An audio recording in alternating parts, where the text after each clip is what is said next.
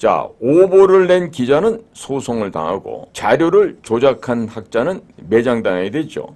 그런데 이런 잘못된 판결문을 쓴 판사라는 자들은요, 사후에 처벌을 받지를 않습니다.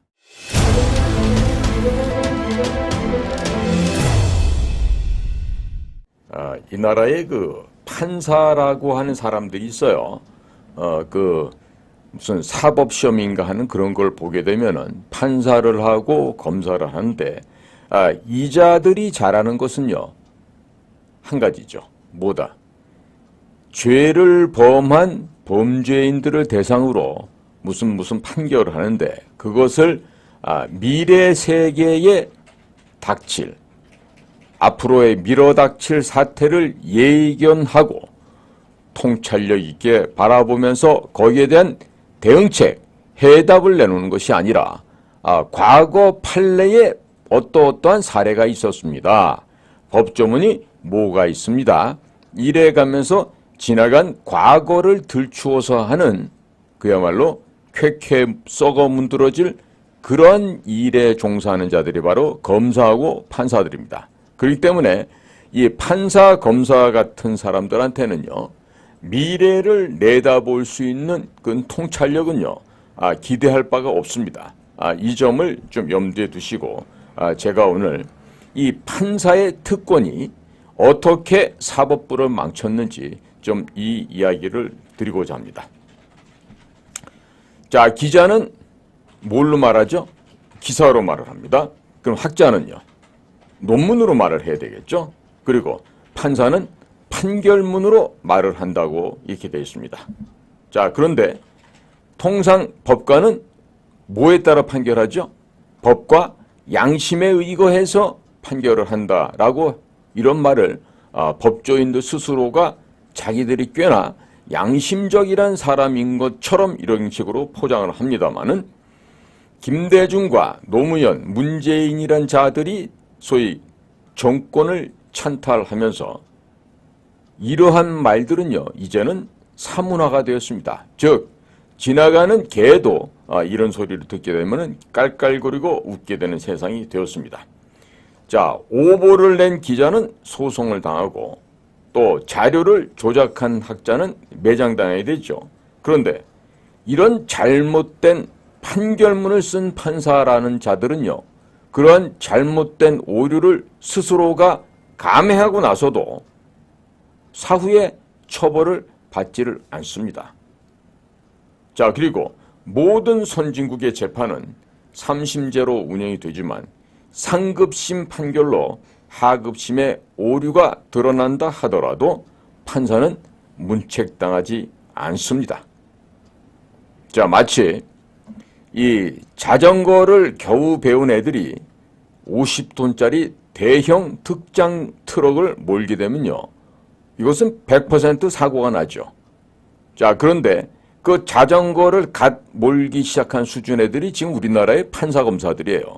그럼 이런 친구들이 무슨 시험 하나 통과해서 법복을 입는다, 무슨 검사가 됐다고 해서 얘네들이 과연 무슨 일을 정확하게 판결을 할 수가 있겠습니까? 자, 헌법에서 판사들에게 부여한 특권 보장은요, 오직 법과 양심에 따라 공정하게 판결해야 한다는 막중한 의무를 지니고 있었기 때문에 이런 판사에 대한 특권 보장을 해주는 겁니다. 자, 그런데 이전에 얼마 전까지 대법원장이 있었던 김명수라는 자가 있었어요. 이 김명수 휘하에 우리법연구회, 국제사법연구회 좌익 판사들이 법과 양심이 아닌 법과 사상에 의한 판결을 함으로써 사법부의 신뢰가 땅에 떨어지게 되었습니다. 참으로 안타깝고 그리고 참으로 슬픈 이 나라의 현실이기도 합니다. 자, 지난번에 문재인 정권 당시에 이명박 박근혜 전 대통령을 비롯해서 수없이 많은 고위 공직자들을 김명수의 사법부에서는 증거인멸의 우려가 있습니다 라고 하면서 무더기로 구속을 한 바 있었습니다. 당시 영장 전담 판사들이 휘두른 법의 칼날은 사무라이들이 휘두르는 진짜 검, 진검보다도 서슬이 시퍼렇게 살아서 수많은 사람들의 목을 베어내곤 했었습니다. 당연히 무죄 추정 원칙이나 불구속 재판 원칙은 거론조차도 될 수가 없는 참담한 우리나라 사법부의 모양이 그렇게 변질이 되었었습니다. 법원에서는 전직 대통령을 잡아놓고 반년 후 다시 반년간 구속을 연장하였고 매주 4차례씩 공판을 이어갔습니까? 누구한테 그랬죠? 박근혜 대통령에 대해서 이와 같은 만행을 저질렀던 게 대한민국의 사법부입니다. 자, 그러면 그렇게 엄정한 사법부라고 하면서 독단적인 칼날을 휘둘렀던 사법부에 유창훈이라는 이 판사 녀석이 이 소도 웃지 못할, 개나 고양이도 웃지 못할 우스꽝스러운 모순된 판결을 내렸습니다. 그게 뭡니까? 자, 지난번에 법원에서 특대형의 비리 혐의자, 토호 세력의 잡범 이재명이란 자가 자, 영장 전담 판사라고 하는 유창훈이 앞에서 그 비굴하고 비루한 그리고 비겁한 그 입을 놀리면서 판사님, 제가 50년형을 살아야 되니 방어권을 좀 달라. 자, 이렇게 이재명이가 가증스럽게 호소를 했어요. 자, 그러니까 판사라는 자가 증거인멸이 인정이 되지만 야당 대표이기 때문에 증거인멸의 우려가 없다라고 하는 이런 개소리를 해가면서 이재명에 대한 영장을 기각한 바가 있었습니다. 피의자, 범죄자, 혐의자 이재명이가 경기도지사 당시에 위증을 교사한 혐의는 이미 소명되었다 하면서도 동일 인물이 야당 대표 신분이라 증거인멸에 우려가 없다는 지나가는 소도 웃지 못할, 개 고양이도 웃지 못할 이런 망언을 짓거려가면서 영장을 기각했습니다. 덕분에 이재명이가 구속되는 것을 면하게 되었습니다. 자, 그러나 법치국가사법부의 모든 결정은 형평성과 일관성이 갖춰져야만 하겠습니다. 어느 사회에서나 법의 생명이라는 것은 진실성에 있는 것이고 법관은 언제 어디에서나 한 목소리로 말을 해야만 그 법관의 진실성을 인정받을 수 있게 된다고 봅니다.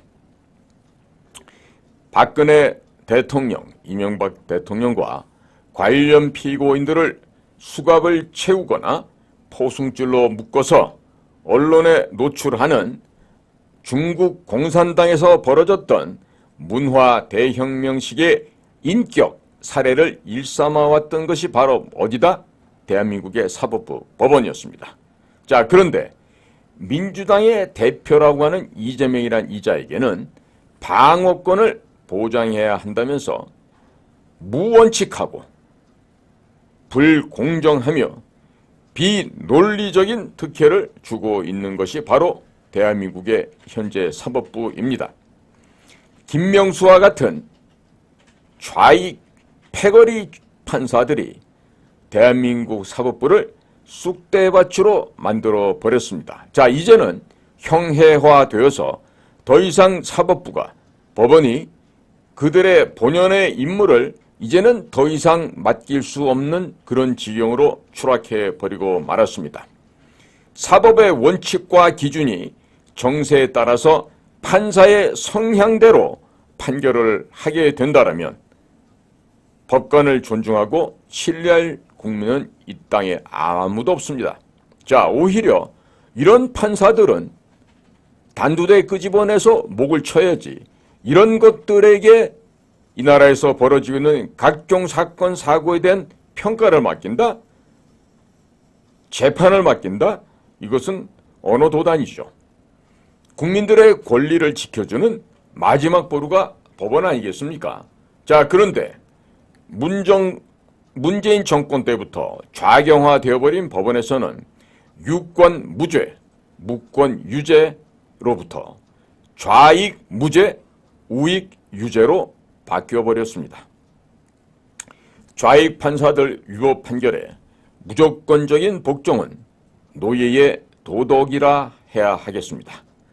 자유민주국가에서는 판사의 부당한 판결에 대해서는 냉철하게 비판하고 강력하게 저항하는 것이 성숙한 시민의식이라고 해야 되겠습니다. 따라서 이렇게 모순된 법원 판결에 대항하는 성숙한 시민의식이 그 어느 때보다도 필요한 상황이 되었습니다. 자유민주주의 성숙된 시민의식은 헌법과 법률에 모순된 판결을 한 판사에 대해서 검찰에 고소를 하고 판사를 탄핵하도록 국회를 압박해야만 하겠습니다.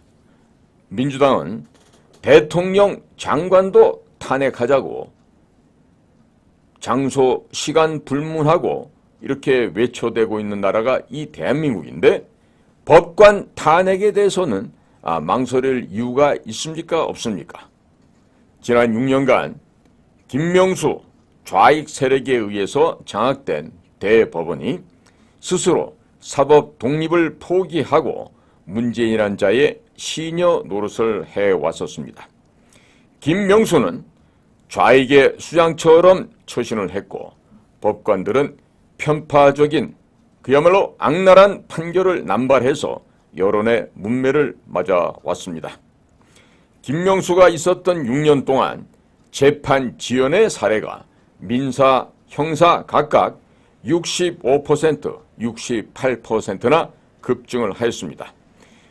문재인 정권과 민주당 인사들 관련 재판은 끝도 없이 미뤄졌으며 특히 선거 소송에서는 180일 이내에 신속하게 처리하라는 법의 엄명이 아예 무시되었습니다. 헌신짝으로 내버려졌던 게 바로 이 선거소송 180일 기한입니다. 법관들이 김명수의 눈치를 보느라고 정치 판결을 하였던 사건들이 수없이 많았습니다. 김명수가 무너뜨린 사법 정의를 이제는 국민이 행동으로 세워야 할 때가 아니겠습니까? 사법부가 법의 정신을 훼손했거나 문정권 시녀 노릇을 한 사실에 대해서는 고발을 하고 국회를 압박해서 탄핵 소추를 하도록 해야 하겠습니다. 자, 그렇게 하기 위해서는 내년도 총선에서 반드시 더불어민주당을 괴멸시켜야 하겠습니다. 민주주의 사회에서 법치의 궁극적인 주체는 법관도 정치인도 공무원도 아닌 누구죠? 바로 국민이십니다. 법관이 국민을 두려워할 때 법관의 지배가 아닌 법의 지배가 실현될 수 있겠습니다. 자, 지금 언론에서 이와 같은 그 법관들, 판사들의 이런 그 악행과 폐해, 폐단에 대해서 지금 그 면도날 같은 그런 글들이 올라오고 있는데요. 사실 지금 국민들께서 제일 지금 열받아 하는 건요. 아니, 어떻게 윤석열 정부가 바뀐 지 1년 반이 지났는데 아직도 문재인을 구속수감은 고사하고 조사도 못하는가? 이와 같은 그 국민들의 볼멘 소리가 대단히 지금 높아져 있습니다. 이런 얘기를요, 허투루 들어서는 대단히 안 될 것입니다. 그건 매우 위험하게 될 것입니다.